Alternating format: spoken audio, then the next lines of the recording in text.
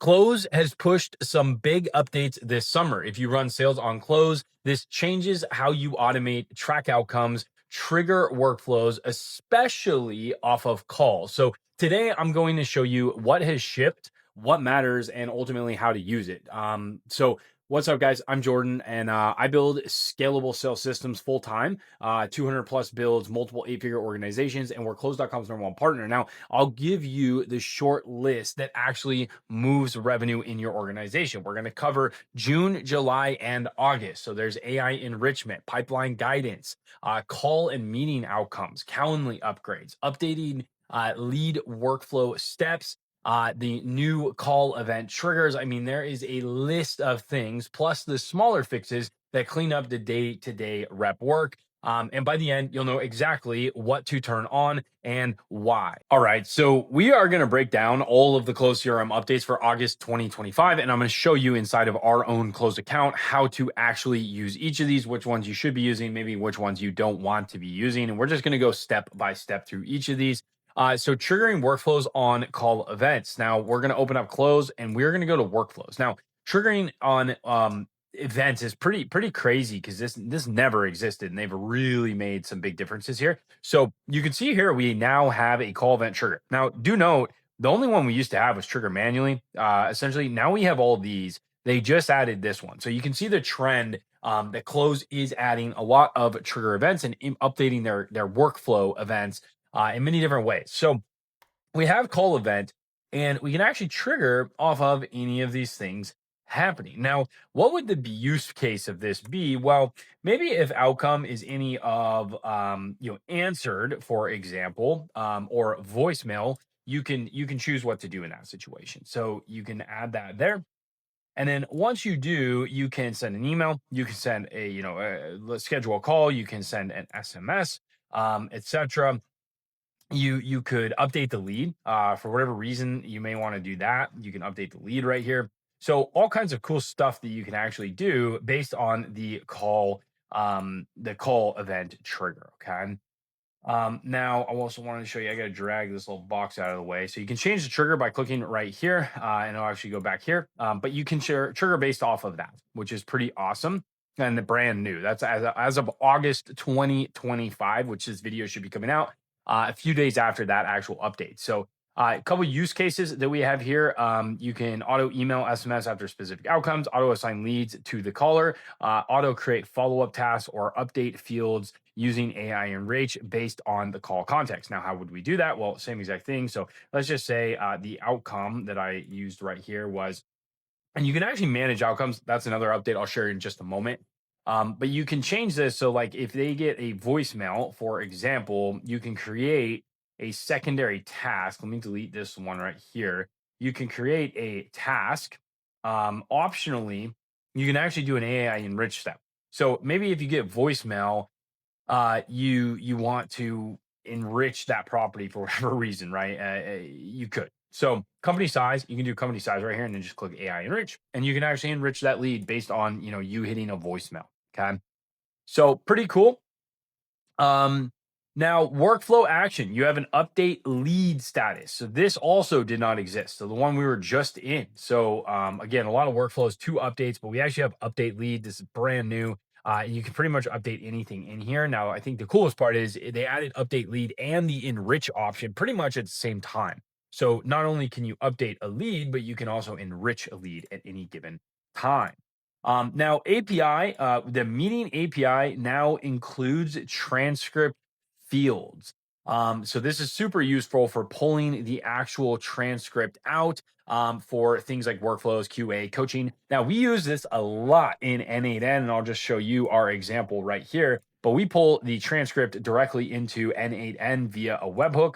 And when we do, we can create an entire critical update. Looks like please update your version. Sounds like I got to do that. But we can build this entire workflow where basically it's grading the calls, it's updating buyer intent and deal risk, it's doing marketing analytics, et cetera, on top of that. Okay. Now, going back to July 2025, we have call and meeting outcomes. So to be able to see those, we can come into settings, and we can come directly into here and go to outcomes. Okay. Now we can see that we have different outcomes right here. And you can see this applies to calls only. So if I add an outcome, and we're just going to do test YouTube, we can put whatever description we want, and then we can do calls, meetings, or calls and meetings. So what does the actual outcome apply to, right? So do your Zoom meetings have different outcomes than your other ones, right? So you can actually add that outcome, and boom, you can actually use this now inside of your organization, right? So pretty cool. Um, Use cases include standardizing and tracking conversation results, setting outcome during, after calls and meetings, auto applying outcome on voicemail drop, or filtering, reporting, and triggering workflows by outcome. Okay. Calendly integration update. So get to Calendly, you go over here to the scheduling links section, and you can see scheduling links. You can add scheduling links inside of here. And then you actually have the integration piece as well. So if you come down here to integrations, you have the Calendly integration, and you can connect it directly here. Okay. So there are some updates to this. It auto creates contacts when a booking happens, with duplicate detection, which is super nice. So you don't need to create a bunch of zaps to be able to, create a booking based on this. You have round robin scheduling support. So you don't have to do it inside of the workflow anymore. And then you have new sync button to pull in recent changes.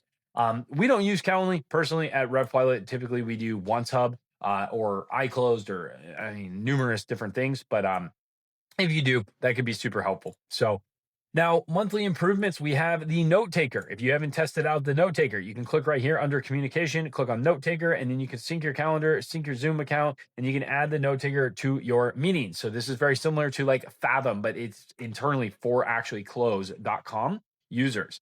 Workflows, replace triggers without deleting the entire workflow. That's actually the little pencil icon that I just showed you right there. So when we come into here, I can go edit, and then I can replace this trigger. So I can change the trigger. This did not exist before. So you have to actually rebuild or clone the whole workflow. Okay. Filters, validation added in for lead, contact, and workflow filters. Imports, redesign clear flow for potential leads and contacts from email. So if you come up here and you click import data, you have some new options. So you can import from your email, and then you have some other just improvements, basic improvements there. Now, calling. So you can switch your mic and speaker mid call, better coach invite / transfer menus, and then clearer predictive dialer messages. Messaging. So SMS smart encoding to improve deliverability and reduce costs. This is super important. If you send a ton of text messages, what most people do, this can actually save you a lot of money and be very, very good for your organization. UI and UX, various polish and bug fixes, pretty straightforward. So now, APIs, there are some updates to the outcome API. So you can manage call and meeting outcomes programmatically. Obviously, you can do it inside of Close, so you should be able to do it through the API. And then field enrichment API, AI populate fields automatically. So you can actually use the API to enrich those fields instead of using a workflow, which is pretty straightforward. Now, going all the way back to June, again, lots of stuff. We have the AI Enrich that actually launched. We already showed you how to do that. You can basically create any custom fields by going to the custom fields section, create a custom field, and then you have the AI Enrich option right here. You also have a ton of templates on this left-hand side for different options that you might want to enrich based on, okay? So you have one-click enrichment at contact, lead, or bulk level. If you want to do a bulk update, essentially you are just going to come into leads, and then let's actually use like a smart view, for example. Ooh, where is a smart view that would have some leads in it? We can just use this, for example. But you can actually right here use this, so you can bulk edit and enrich. Okay. So pretty straightforward. Run AI enrich, and then you can just enrich whatever property. So that will be super helpful for some people. Full admin controls and permissions used for AI enrich. Full admin controls and permissions, and then used for research, data validation, and enrichment. Pipeline guidance. This is a really cool feature. So if you haven't seen this yet, if you come into pipelines, and let's go into like I don't know, another account. Let's go into like a RevPilot account, and we can actually so you can toggle this on like needs attention. So you have AI insights on here. So suggested insights. And then if you come over here to the far right-hand side, you can actually turn on these different things. So last touch, suggested actions, et cetera, et cetera. So you can turn on needs attention, on and off, and then you can turn on this suggested action section over here, which is really, really sweet. What else do we have? There's so many cool different things. You can June improvements. So tasks, add contact directly to a task. Quick call email from task. WhatsApp links.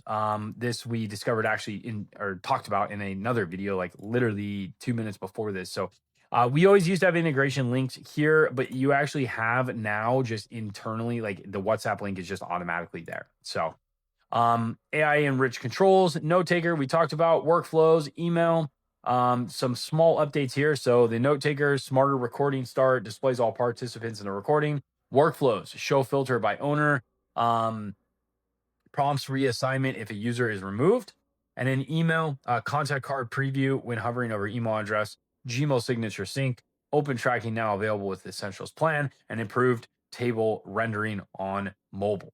Okay. Lastly, API WhatsApp messages, now first class activity type, sync threads and attachments in close, receive WhatsApp in close. Now the sending is still happening third party. Okay. So at the end of the day, lots of cool updates. It's really important to be updated on these things. But more importantly, you can see that there are very specific things that Close is focused on and working on. And those are related directly to workflows, AI enrichment. They have tons of other AI stuff that, like, I don't even think they've announced yet, but they're talking about behind the scenes. So let me know in the comments what other features you would like to see rolled out by Close so we can let them know. And shout out to Close for having so many amazing different features that have been added to Close recently. I don't think we were ever behind other CRMs in these places, and simplicity is what made Close so amazing and so good to use. But having these extra features can definitely make it even more powerful. So we're signing off. We'll see you on the next side.